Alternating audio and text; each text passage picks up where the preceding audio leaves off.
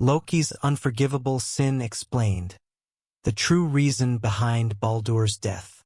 We are told the story of the death of Baldur the Beautiful, the shining god of light and joy, slain by a trick of the silver-tongued deceiver, Loki. It is the story that marks Loki's final, irrevocable turn from mischievous trickster to a figure of pure malevolence. The act that shattered the peace of Asgard and set the stage for the final, fiery doom of Ragnarok. It is a simple, tragic story of jealousy and murder. But what if it is not so simple? What if Loki, the master of lies, was, in this one terrible moment, acting on a truth that no other god could bear to face? What if the death of Baldur was not the cause of Ragnarok, but a desperate, flawed, and ultimately catastrophic attempt to prevent it? Today, we journey to the golden halls of Asgard in its final sun-drenched days. We will look beyond the simple narrative of a villain's jealousy and into the complex, calculating mind of a god who saw the threads of fate more clearly than any other.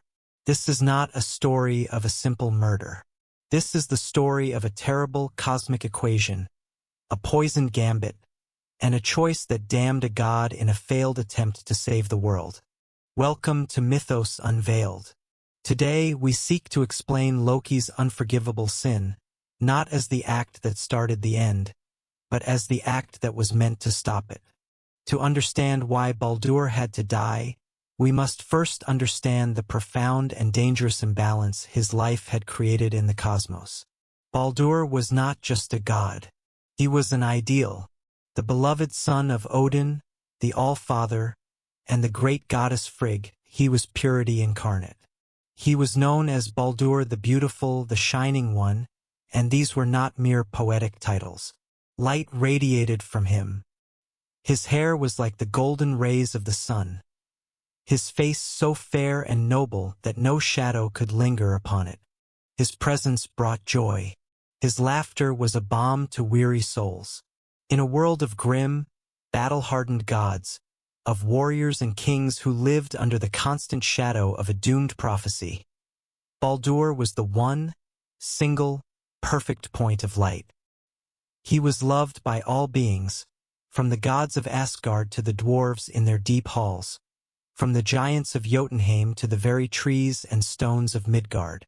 He was the embodiment of all that was good, all that was pure, all that the gods were fighting to protect. And that was precisely the problem. The Norse cosmos is not a place of absolutes. It is a world of brutal, violent, and necessary balance. A world of light and shadow, of fire and ice, of creation and destruction, of order and chaos. The gods of Asgard, the Aesir, represent order, but it is a hard-won, precarious order, constantly pushing back against the chaotic, destructive forces of the giants, the Jotnar.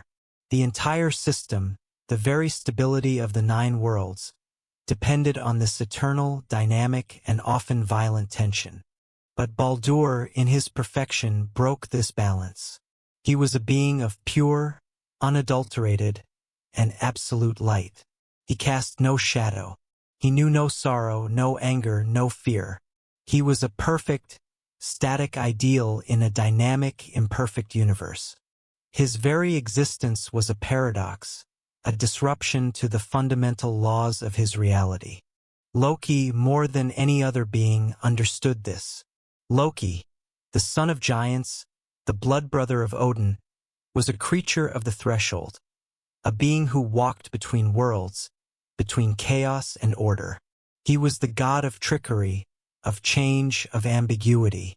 He was the embodiment of the gray spaces, the loopholes, the exceptions to every rule. And he looked at the perfect, unchanging, and universally beloved Baldur, and he did not see a blessing. He saw a cosmic anomaly.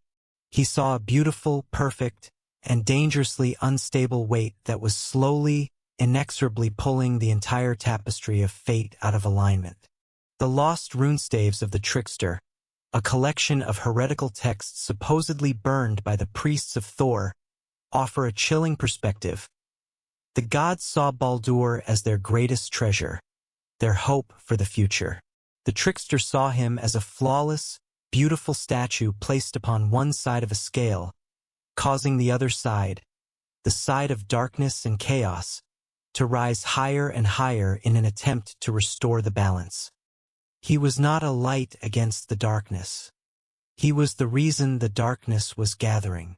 Loki saw the love the gods showered on Baldur, and he saw it not as affection, but as a dangerous obsession, a willful blindness. They were so enamored with their perfect son that they were ignoring the fundamental truth of their world, that nothing can exist without its opposite. That a world with a perfect, invulnerable God of light was a world that was becoming increasingly, dangerously vulnerable to the perfect, absolute darkness that would inevitably rise to meet him. The crisis began, as so many do, with a dream, a nightmare. Baldur, the shining god who had never known a moment of fear, began to be plagued by terrible visions. In his sleep he saw his own death. He saw his light extinguished, his golden hall, Breidablik, plunged into darkness. He saw a terrible final journey to the cold, damp, and joyless realm of hell. He awoke from these dreams with a terror in his heart that was entirely new to him, and this terror spread through Asgard like a plague. If Baldur, the untouchable, the perfect, could be threatened, then what hope was there for any of them? The joy drained from the golden halls, replaced by a hushed, fearful anxiety. Odin, the All-Father, was most disturbed of all. His own prophetic visions had long foretold the coming of Ragnarok, but the death of his beloved son was the first terrible domino that he knew would set the entire catastrophe in motion. He saddled his 8-legged steed, Sleipnir, and rode down the long, winding path to the gates of Helheim. There, he sought out the grave of a long-dead seeress, a Valva, and using his dark, forbidden magic, he roused her from her eternal sleep to ask her of the future. The Valva, her voice like the rustling of dry bones, confirmed his worst fears. She spoke of a bed prepared for Baldur in Hel's hall. She spoke of a blind god, of a fatal branch, of a mother's weeping that would echo through the 9 worlds. The prophecy was real. Baldur's death was a fixed point in the tapestry of fate.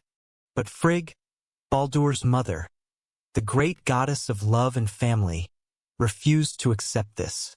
She was a mother, and a mother's love is a force that will even dare to defy fate itself.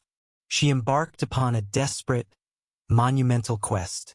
She traveled across all the 9 worlds, from the highest peaks of Asgard to the deepest caves of Svartalfheim, and she extracted an oath from every single thing in existence. Fire swore it would not burn him. Water swore it would not drown him. Iron and all other metals swore they would not cut him. Stones swore they would not strike him. Wood swore it would not pierce him.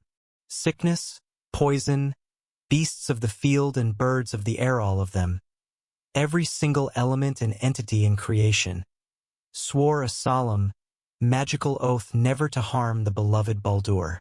When she returned to Asgard, her task complete, a great wave of relief washed over the gods.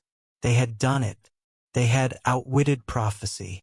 They had made their shining god invincible, and their relief quickly turned into a new, strange, and cruel game. To celebrate Baldur's invulnerability, the gods would gather in their assembly, the Thing, and they would hurl things at him. They threw stones, which bounced harmlessly off his chest. They shot arrows which veered away at the last moment. They swung their mighty swords and axes, which glanced off his skin without leaving so much as a scratch. And Baldur stood in the center of it all, smiling, serene, his golden light undimmed. The gods roared with laughter, a sound of joyous relief. It was a celebration of their victory over a dark fate. But Loki stood at the edge of the crowd, and he did not laugh. He watched the strange, violent celebration, and he saw not a victory, but a horrifying escalation of the cosmic imbalance. The gods, in their love, had not just protected Baldur. They had made him even more perfect, even more of an anomaly. They had wrapped their flawless statue in unbreakable glass. They were pouring all their hope, all their denial of reality, into this one single being. And Loki knew that the universe, in its relentless pursuit of equilibrium, would now have to create a force of darkness just as perfect, just as absolute, and just as inescapable to counter him. He saw the laughter of the gods, and he heard the future sound of their weeping. He knew, with the cold certainty of a master strategist, that something had to be done. The system was breaking. Baldur, the symbol of their hope, had become the greatest threat to their survival. He had to be removed from the equation. The flawless statue had to be broken. Loki, the master of finding loopholes, knew that no magical oath is ever truly perfect. There is always a forgotten detail, an overlooked exception. To find it, he transformed himself. He took the shape of an old, frail woman, a crone leaning on a walking stick, and he went to Fensalar, the great hall of the goddess Frigg. He found her in her chambers, watching the games in the distance, her face beaming with a mother's pride. The old woman shuffled up to her. "It is a marvelous thing to see, my lady," she croaked. "All of Asgard celebrating the invincibility of your son. Is it true, then, that all things have sworn an oath never to harm him?" Frigg, her heart full of triumphant relief and perhaps a touch of prideful boasting, smiled at the old woman. "Yes," she said, "all things, well, all things except one." Loki's ears, hidden beneath his disguise, pricked up. "Oh?" the crone asked, her voice trembling with feigned curiosity. "You missed one." "Oh, it's nothing," Frigg said with a dismissive wave of her hand. "Just the mistletoe. It grows on an oak tree west of Valhalla. When I was gathering the oaths, I saw it, and it seemed so young, so small and harmless, that I thought it would be pointless to ask an oath of it. What harm could a tiny sprig of mistletoe possibly do? And there it was, the loophole, the single, overlooked thread in Frigg's great web of protection. Loki gave his thanks to the goddess and hobbled away. The moment he was out of sight, he shed his disguise. A cold, grim smile touched his lips. The universe had provided him with the tool he needed. The mistletoe was not just a plant. It was now a symbol of everything the gods had overlooked in their blind adoration of their perfect son.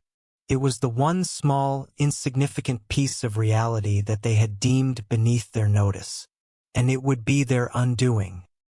He traveled to the oak tree west of Valhalla and found the plant, growing as a humble parasite on the mighty tree. He plucked a branch. It was thin, light, almost fragile in his hands. He returned to his secret workshop and, with his cunning fingers and a sharp knife, he began to shape it. He did not craft a mighty spear or a sharp arrow. He fashioned a simple, hard, and pointed dart. A weapon so simple, so small, yet now it was the single most dangerous object in all the 9 worlds. He held the mistletoe dart in his hand. This was the moment of his final, terrible choice. He knew what he was about to do. He was not just planning a prank. He was planning a strategic assassination. He believed, in his complex, twisted, and perhaps arrogant way, that he was acting as a cosmic surgeon, preparing to remove a beautiful, beloved, but ultimately cancerous tumor from the heart of Asgard to save the life of the patient. He was about to commit an unforgivable sin, not out of malice, but out of a desperate, terrifying, and lonely sense of necessity. He would bring a little darkness into their world now, to prevent a far greater, all-consuming darkness from rising later. He returned to the assembly of the gods.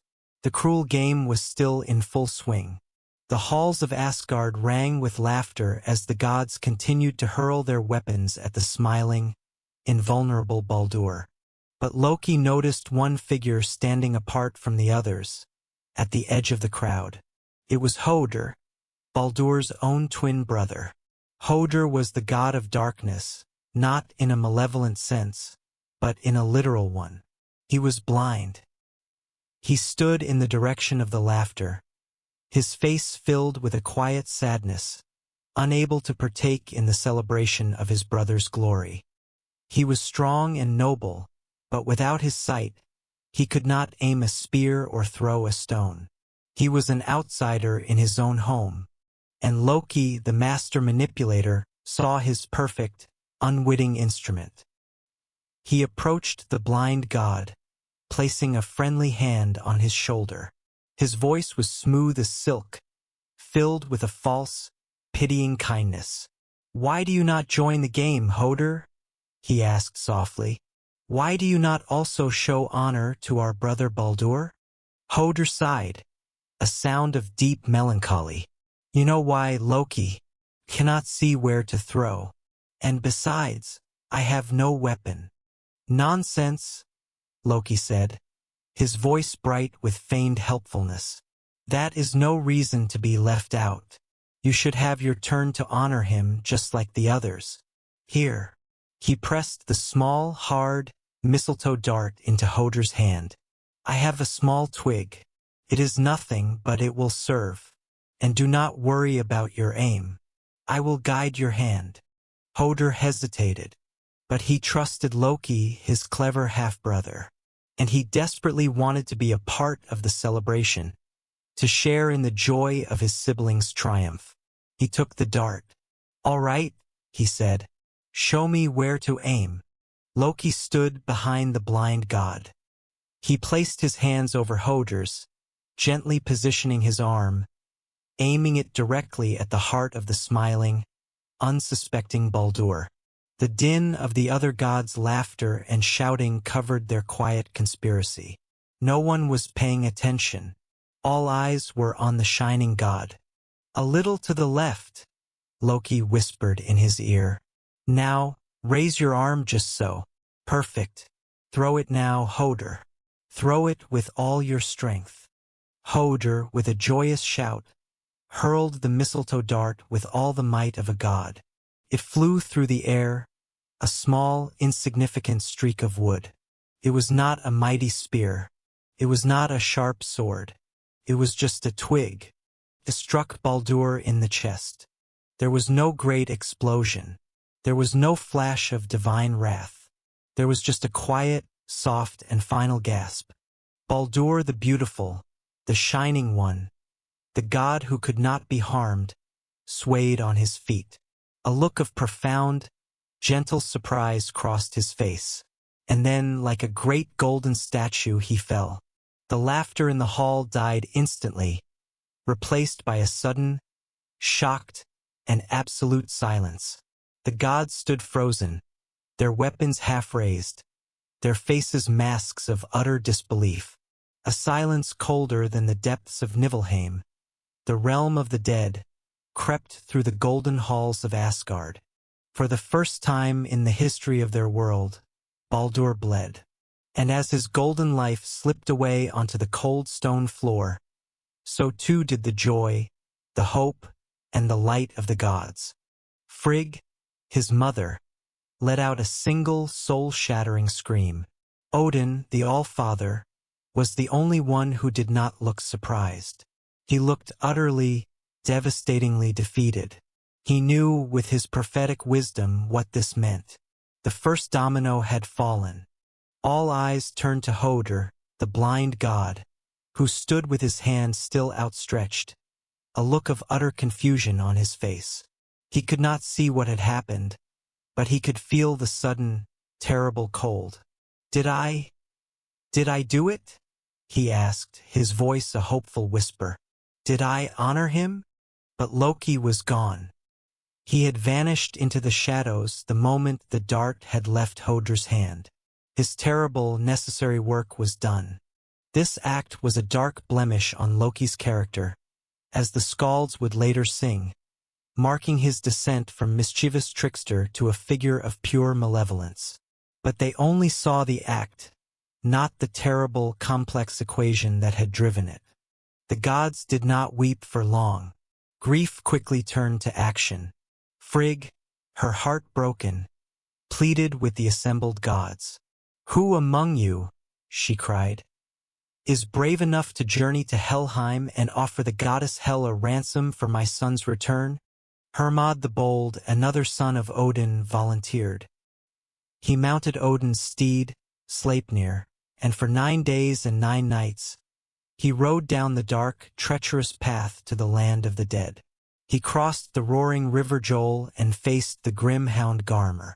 At last, he came before the throne of the goddess Hel, Loki's own daughter, the ruler of the dishonored dead. He pleaded his case, speaking of the great sorrow that had befallen Asgard. Hel, a being as grim and unyielding as her realm, listened in silence. And then, she offered a sliver of hope, a test for the world. "I wish to see if Baldur is truly as beloved as all say," she declared, her voice cold as the grave. "He may return to the world of the living on one condition: if every single being in all the 9 worlds, living and dead, weeps for him." Hermod rushed back to Asgard with the news. A desperate hope filled the gods. They sent messengers to every corner of the cosmos, begging all to weep for the fallen god of light. And they did. The gods wept. Men and women wept. The giants in their mountains wept. The dwarves in their caves wept.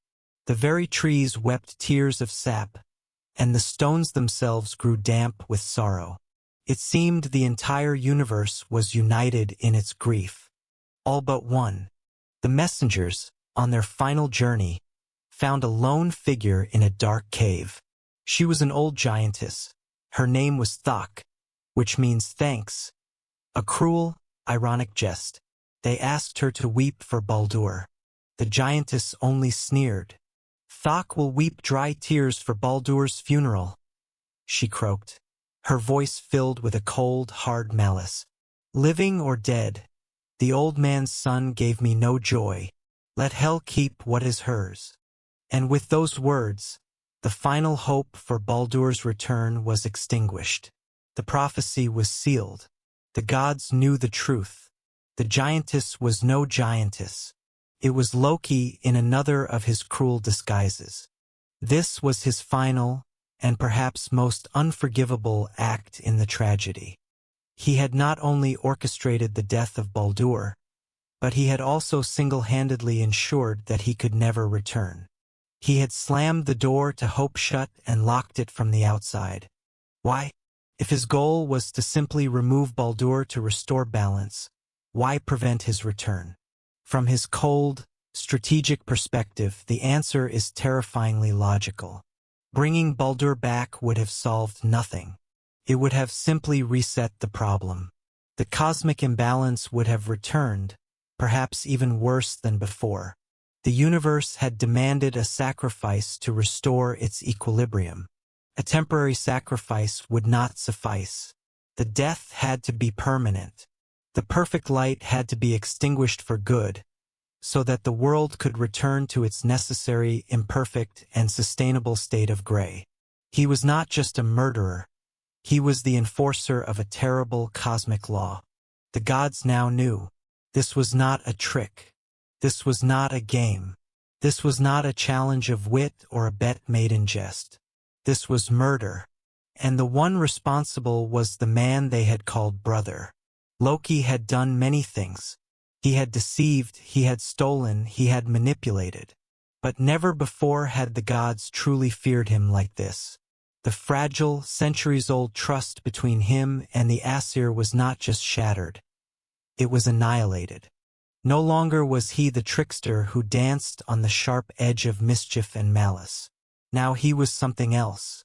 A traitor, a murderer, an enemy of Asgard. The hunt for Loki began. He ran, fleeing across the 9 realms, through shadow and storm.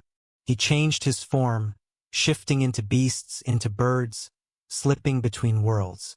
But no disguise could hide him from the incandescent fury of the gods, particularly Thor. They hunted him relentlessly. Finally, they tracked him to a remote mountain, far from the eyes of gods and men. There, Loki had built himself a refuge, a house with 4 doors, open to all directions, so he could always watch for his enemies. He spent his days there, often in the form of a salmon, hiding in a nearby waterfall, his quick mind restless, even weaving the first fishing net as he pondered his fate. But the gods never forget, and Odin, from his high seat, had seen his hiding place. One day Loki saw them coming, Thor, Odin, Tyr, the great hunters of Asgard, and he knew the chase was over. He leaped into the river, his salmon form sleek and fast, slipping through the currents like the shadow of a dream. But the gods had prepared. Using the very design of the net that Loki himself had invented, they cast it wide across the water. He dodged, he twisted, he turned, but the gods were relentless. He was fast, but Thor, the god of strength, was faster. With a final, desperate leap, Loki tried to clear the net, but Thor, with a hand as swift as lightning, plunged it into the water and gripped the slippery, thrashing body of the salmon. He held tight, his fingers pressing so hard around the fish's tail that, it is said, this is why salmon have a tapered shape to this day. The gods dragged him onto the shore. Loki, the trickster, the shapeshifter, the god of lies, was captured. His laughter was gone. They did not kill him. Death was too kind, too quick. Instead, they led him deep beneath the earth, to a dark, damp cavern where no light could ever reach. There, they prepared his terrible punishment, a punishment designed to be a twisted echo of his own crime against family. They seized 2 of his other sons, Vali and Nari. They transformed Vali into a ravenous wolf, which, in its mad fury, immediately tore apart its own brother, Nari. From the lifeless body of his child, the gods pulled his entrails and, through their dark magic, transformed them into chains of unbreakable, living iron. With these, they bound Loki to 3 great, sharp stones, stretching his limbs, holding him in an agony of grief and physical pain. Then the goddess Skadi, a giantess who bore her own grudge against Loki, called forth a great, venomous serpent. She placed it on a ledge high above him, its fangs positioned directly over his face, dripping a burning, acidic poison. Drop by agonizing drop, the venom fell, searing his skin, sending waves of unimaginable pain through his body. Each time the poison touched him, Loki writhed in his bonds, and his screams of agony were so powerful that they shook the very foundations of the earth itself.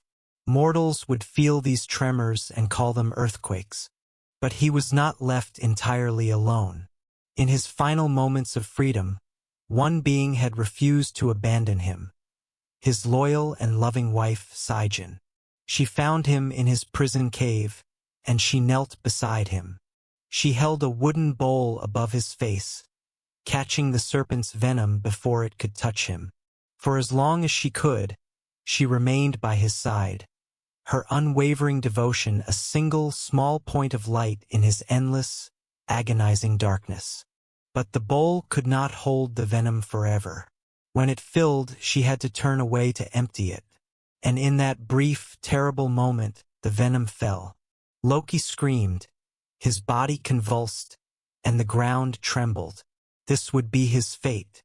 Not for a year, not for a century, but until the end of the world.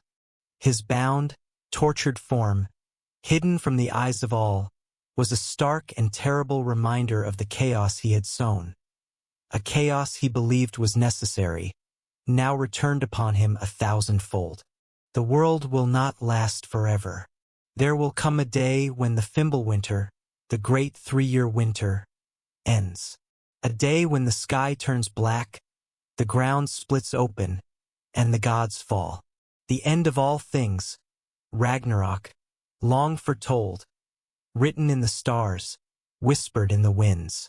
And when that day comes, Loki's chains will break. He will walk free once more, his heart no longer filled with complex strategy, but with pure, simple, and all-consuming vengeance for his long torment. And Asgard will burn. He will not be alone. From the depths of Helheim, his daughter, Hel, will raise an army of the dishonored dead. From the frozen north will come the frost giants. From the fiery realm of Muspelheim will come Surtur, the fire giant, whose blade will set the heavens themselves ablaze. And at the front of it all, Loki will stand, his lips curled in a knowing, final smile. The gods had feared him, had chained him, had tried to silence him, and now they would see why. The final battle will be a thing of terrible, epic finality. Odin will ride forth to meet his pre-written fate, and he will be devoured by Loki's son, the great wolf Fenrir.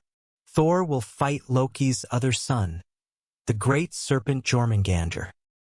He will slay the beast, but not before being mortally poisoned, destined to take 9 steps before falling dead himself. And then Loki will see him, Heimdall, the shining white god, the guardian of the Bifrost Bridge, the one who had always watched, always known, the one who had seen every lie, every scheme.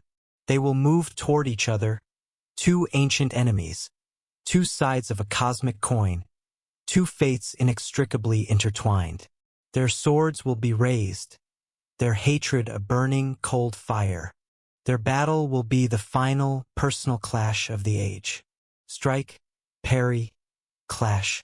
The world will burn around them, and then one final blow. 2 figures will fall, each having slain the other. Neither will rise again. So we are left with the great, terrible question. Was Loki's unforgivable sin the murder of Baldur an act of pure, jealous evil? Or was it the tragic, calculated act of a desperate god trying to save a world that refused to save itself? The unveiled truth suggests a far more complex and tragic figure than a simple villain. Loki was an agent of balance in a world that had become dangerously unbalanced. He saw the perfection of Baldur not as a blessing, but as a cosmic sickness, a flawlessness that threatened to tear the fabric of reality apart. His act, in his own mind, was not murder. It was surgery, a terrible, painful, and bloody surgery, performed without the patient's consent, but one he believed was necessary to prevent a far greater death, the death of everything. But his gambit failed. He succeeded in removing Baldur, in restoring a semblance of the necessary darkness to the world. But he underestimated the reaction of the gods. He underestimated their love for their golden son, their grief, and their all-consuming need for vengeance. In trying to prevent the dominoes of Ragnarok from falling, he had, in fact, pushed the first one over himself with such force that the entire chain reaction became unstoppable. His story is the ultimate tragedy of the strategist who can see all the pieces on the board but cannot account for the unpredictable, irrational, and powerful force of love. He was the only one in Asgard willing to do the ugly, necessary thing, to make the impossible choice. And for this, he was branded a monster, tortured for eternity, and destined to become the very thing he had, perhaps, tried to prevent, the bringer of the end. His role in Ragnarok was not just that of a villain, but of a force of change, an agent of destruction that was necessary for renewal. He was the fire that burns away the old, rotten wood, so that a new, green forest can grow in its place. He was not a god of evil. He was a god of terrible, painful, and absolute necessity. The line between a savior and a monster is sometimes only a matter of perspective. And the greatest sins are sometimes committed with the noblest, if most misguided, of intentions. Thank you for joining us on this journey into the heart of a trickster god. If this unveiling of a classic myth has challenged your view, show your support by liking this video, subscribing to Mythos Unveiled, and hitting the notification bell so you never miss another journey into the shadows of our most complex legends. Was Loki a villain, a hero, or something else entirely? Let us know your thoughts in the comments. Until next time, remember that the one who brings about the end is sometimes the only one who truly understood the beginning.